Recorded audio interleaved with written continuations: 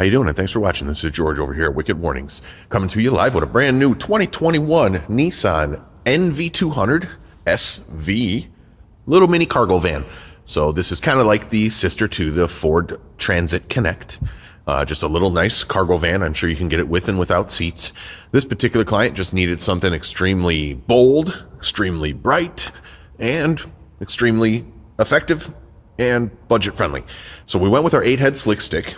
We mounted it on the top with a couple of brackets we had fabbed up in the shop here. Now you could use the regular brackets included if you chose to. We wanted to stand it up just a little bit higher, so we fabbed up a couple quick brackets. Just a simple L bracket. Anybody can fab up. You can buy them even at Home Depot.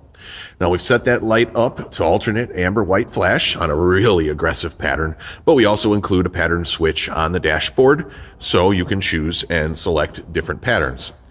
Now we were lucky we actually ran the wire down through the bolt hole for a factory roof rack. This van does not have the factory ladder rack, so we were able to use that bolt hole and seal it up and run the wire there on the left right to the inside of the van. That's a cargo van inside, so the wiring running forward was relatively easy.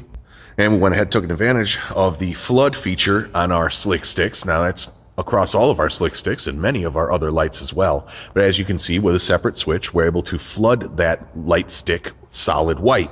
Now it'll flood white if you were not using the warning as well, but if you happen to be using the warning as we were, the flood white will override the warning always and go to steady white.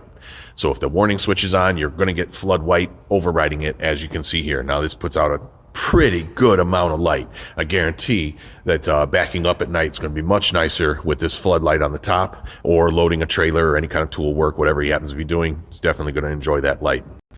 Alrighty, now we just opened up the back there. As you can see, no real camera tricks here. I'm going to go ahead and throw the ISO right there so you can kind of see everything. I turned up the ISO a little bit for you so you can see in there. That's the factory lighting that's in the van.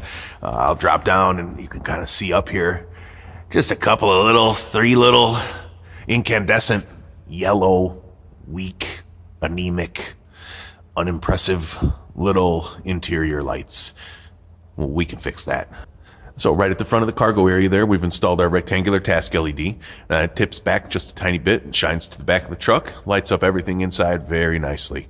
You can see here we've got an extremely bright interior in this cargo van, so no matter what kind of work he's doing, he's got plenty of light to do it.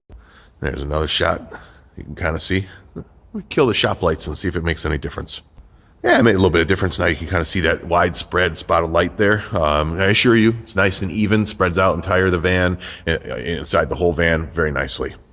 Just to show you what I meant here on the roof, that's just a simple L bracket we used. We used a self-tapping screw here. There is 2 layers, so go ahead and pre-drill. We put a little RTV over the top of the self-tapping screws, keep it 100% sealed, locked it into the back of the bar, ran a couple of 3M tabs here to hold the wire, and that is the factory hole there. We also RTV'd that all up to keep it nice and clean. So the factory hole for the roof rack, the wire slid right through it. Ended up working really nice. I'll show you over on this side.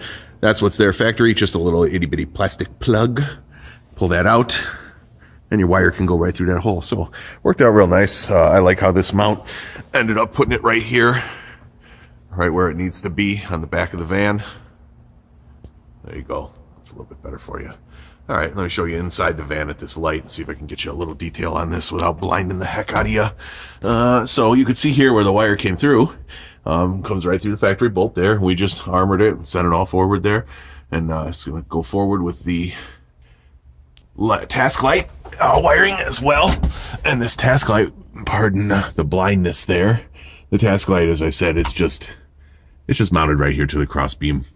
Okay, with some self-tapping screws. And because it's on that little angle, shines backwards quite nicely. And you can really see the difference here between the 2 lights right there with the yellow and the white. And shines back here in the vehicle quite nicely. Alrighty, regarding the switches, like I showed you earlier, we've just got our push button switch here, one of our black ones. You can get them in various different colors. They are a random selection color, so if you order one, you might not get black. It just is whatever we have in stock at the moment. We also have 3 of our 3/4 inch switches right here. This would be your warning switch, this would be your flood switch, and this will be your interior light switch right there. We ran these down through here, pretty easy to do. Now in this vehicle, you can either elect to go right to the battery with a fuse kit if you'd like, or what we did is we used an add-a-fuse system actually behind here, and we pulled off of the cigarette fuse, which is key ignition driven, which is no big deal for this customer. But we were able to get our power from right in there with an add-a-fuse.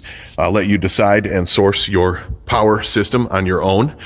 So if you want to check the links in the video for a link to that 8-head stick right there and a link to the interior light, they'll be posted in the video.